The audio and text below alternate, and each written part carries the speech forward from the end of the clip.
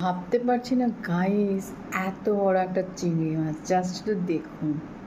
ভাত একটু লেগে রয়েছে খাওয়ার পাতে, তো ভাবলাম ভিডিওটা করি। এই যে চিংড়ি মাছ খাচ্ছি। আ মুখের থেকেও বড় সাইজের একটা চিংড়ি মাছ। আ মাই গুডনেস।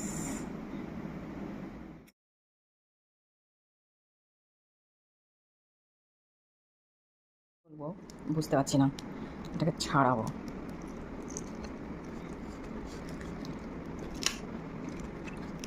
শ্বাসটাকে বের করে দেখাচ্ছে, দারুণ।